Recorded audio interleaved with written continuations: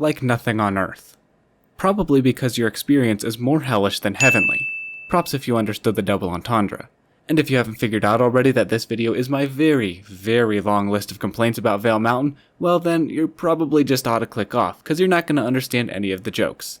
Anyways, let's cut the crap. Let's get straight into A Hater's Guide to Vail.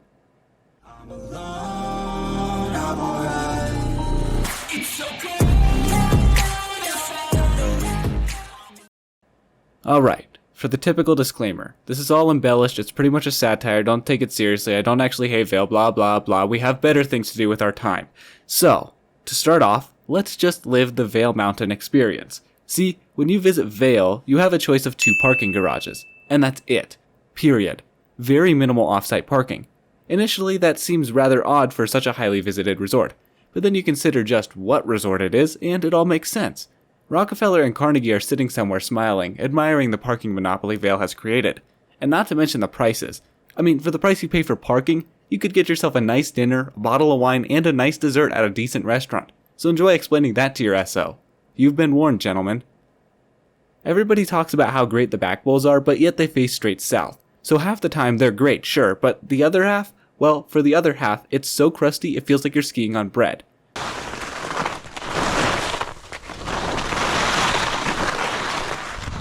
Okay, well, that worked as a pun, but not as an analogy. I'm here forever, folks. In all honesty, that was the best thing I could come up with instead of my original joke, which definitely cannot be said on YouTube. You know, I really don't want to discuss the lift lines because that just feels too obvious. So all I'm going to say is this. Please do tell me how it feels to buy a lift you thought would be serviceable for a 40-year lifetime, but then realize it needs yet another capacity upgrade just 8 years later. Because, you know, induced demand is a totally made-up concept. Alright, how about a real joke? What happens when you cross a bunch of rich snobs with nothing better to do and a bunch of pot-smoking foul-mouthed ski bums? Vail! And let me tell you, it is not pretty. Ugly interactions happen at every resort, but it gets real bad at Vail. You have the diehards spending all their time and money to come up for a powder day, and then you put that guy who's just trying to have some fun on a chair with a guy who thinks he owns the place since he has a $30 million mansion in Eagle County. The conversations are hilarious, just trust me. One of the greatest things about Vail is that it's super easy to get from side to side, largely due to their vast network of catwalks and traverses. Now, naturally, seeing this massive web of traffic entanglement brings back PTSD of trying to navigate the DFW highway network when the 820 and 30 had construction and 121 was backed up practically to Amarillo. Or, for a more local reference, it's like trying to navigate the mess that is Denver's lower downtown, just without the muggings, and shootings, and stabbings. Needless to say, it's an absolute mess to navigate, especially when some are closed. I mean, yeah, it's great that you have a ton of beginner terrain, but when you peel back that facade, you realize that 90% of that is actually just catwalks. So yeah, if you're a masochist, Vail's your purgatory. You know, Vail is a great mountain for those who like intermediate groomers and off-piste flowy terrain, and I'm willing to admit that. But as we just discussed, it's not great for beginners. It's a nightmare for park skiers, and it is an absolute tragedy when it comes to expert terrain. When your most difficult terrain is an open 8-foot cornice, you know you're no Jackson Hole.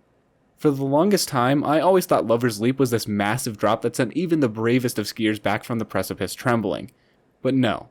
I now know it, not only because I've done it, but because I've seen intermediate skiers do it.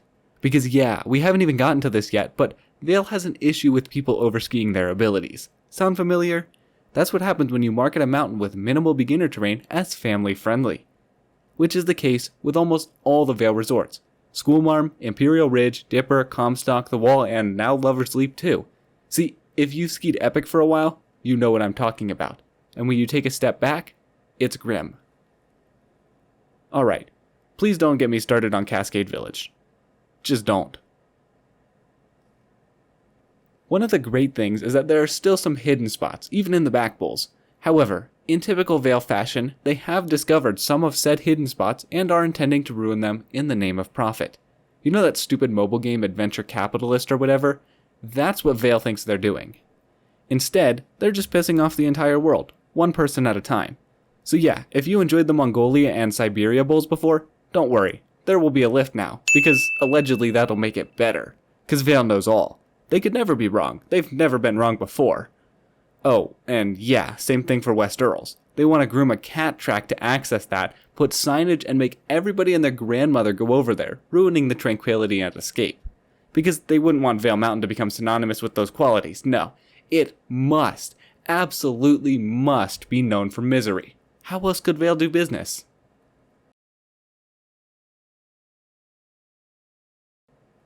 Look, you know that the mountain's good when a group of eco-terrorists burns down their lodge and chairlifts. Yep, I went there. Sue me.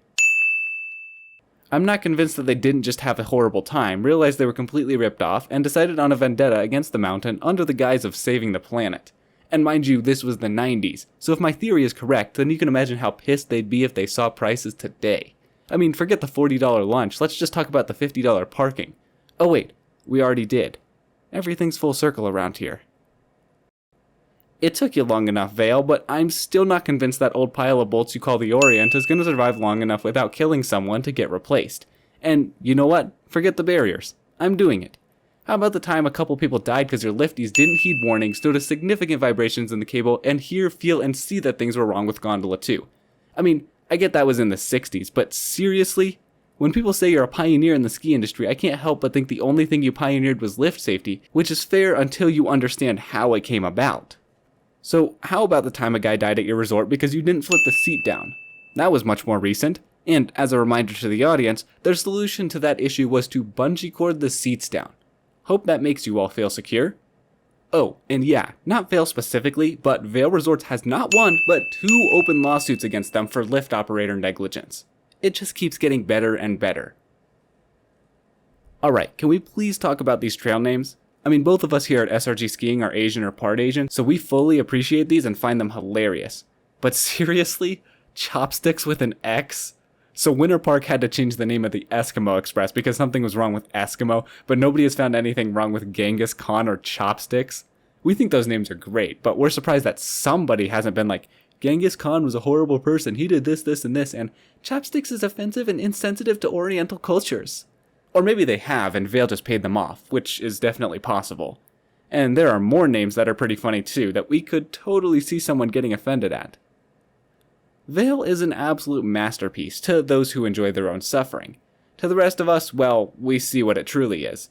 But yet, despite social media debacle after social media debacle, people just still keep coming back. So explain that.